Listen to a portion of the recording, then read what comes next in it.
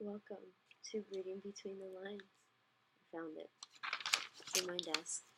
Um, so watermelons.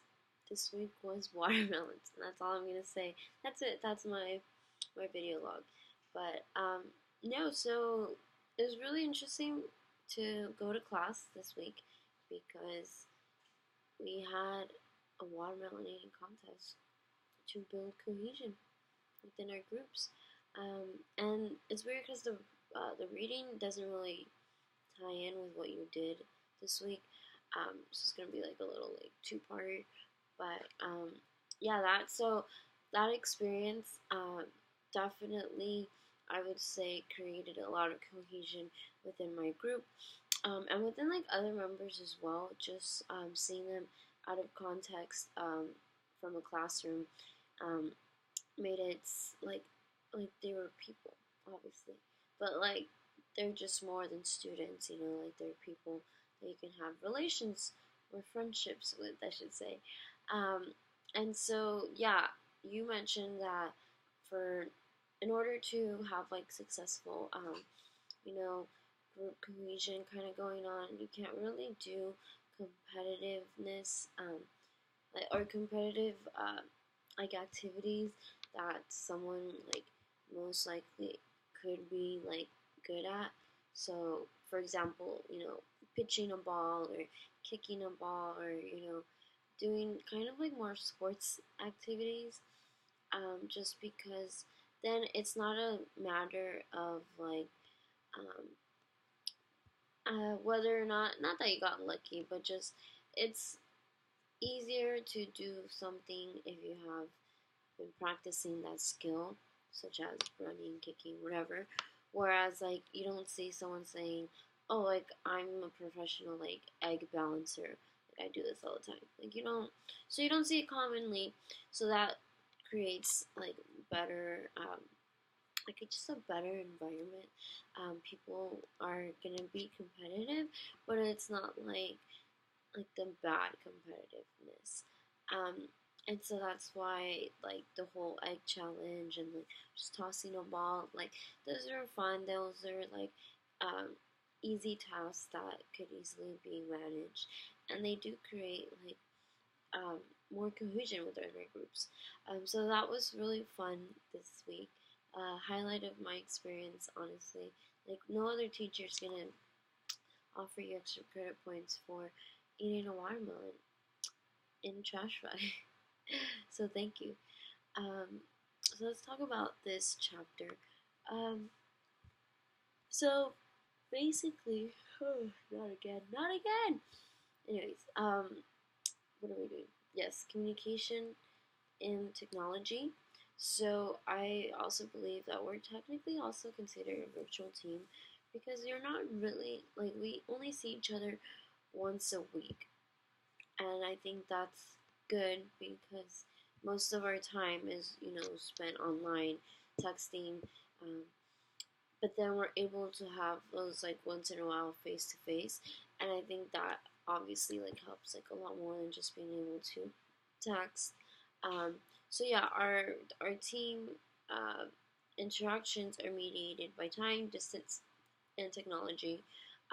So basically, we're using more text and like Google Docs, um, and we do share information. We tend to send like groups or send messages in a group chat. Um, Often, like telling each other that we're like working on a certain part or like requesting like feedback on like some writing that we did, and so that really helps us, um, to perform, right? Because without those uses of technology, then we wouldn't really. I feel like we just wouldn't be more like. Oh my god, what am I trying to say? With that technology, wow, that was a big yawn. Without technology, we wouldn't really be on the same track. We'd all be like on different like parts, and so this helps a lot. We are, however, more we're using asynchronous. right? Asynchronous media, which is again the chats, um, and we don't email, so mostly just our phone. Where there are gaps because I'm like terrible at texting back right away. So like read a message and then I'll like decide like later that I want to reply, but then they're not getting that immediate feedback, and so it just kind of takes away from the experience. And oh my god, why am I yawning? Let's do this. Okay. Um. Yes. So there's different types of information communication technologies, right? Each one just differs basically on how like rich your media is. So, for example, face to face gives you that social cues, those nonverbal communication, those gestures that are all really supplemental in conversations. And then you have like your least like richness in media, and this is like text messaging, emailing, and this basically like also limits how well information can be transferred, because maybe we're just texting and we're coming off like maybe harsh, or maybe like you're just not getting that that message clearly, and it just kind of feels like maybe it might be like attacking you, or just any instance where it can just be misinterpreted, and that's what text messages do. Emojis are created now to like kind of bridge that gap. However, it just still doesn't, you know, do what face-to-face interaction would do. And then you have like your in between where you're having like video conferences or Skype or something, and so those do help. However, they're not. It's only like a little bit, right? Because you have the chance to like be on a video chat, but maybe you're like multitasking on the computer, or maybe you're like kind of covering like half your face, so you're not really getting like the full body um, gestures that you would get like in person. So there are some limitations. You get more than you would get from messaging, but you don't get the most as you would from face to face. And so we have the different time, different place kind of meetings in our virtual team, where we're using the Google Docs to help create our essay. However, we're on it like on different times and different times of the day. So we're not ever working on it together at the same time. Um, so that's what technology helps us do, right? We also have some of the differences that face to face and virtual teams have. One of them being status differences. So when you're in a team on virtual, in virtual team, you kind of like get more anonymous in a sense, and this also ties into like the other portion of this.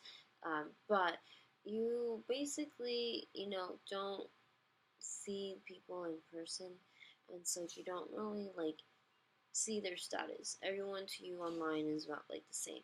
So because of that reason, uh, you're more equally to participate in discussions, because no one's really dominating the conversation. You have a chance to talk. You have a chance to add in whatever opinion you want, and so that creates just the bigger difference in sharing information. Um, we also have the anonymity virtual group members, and so then this kind of makes the first part. So from the first part where you're ignoring like status, um, because of this anonymity that you get, it kind of starts to create a problem, because now you feel more anonymous, and then you just don't really have like a big stake in like being more engaged or just having your name like attached to a face. So because of this, people are less likely to really, or more likely to do less work because they feel anonymous, so they're like, "I know I'm just social loaf." It also does, on the other hand, create less pressure to conform. So because of this anonymity, you are pretty much seeing like a lot of higher levels of conflict. Um, but uh, because of that conflict, uh, people don't really feel comfortable in discussing or dissenting. Um, so because people are less likely to conform, as you may be like willing to, if you're face to face, and you kind of feel like the the pressure to like compromise on text or email or whatever, you don't really get that pressure, and so you're just like, well, this is the way I see it, and this is what I want to do, so this is how it's gonna be.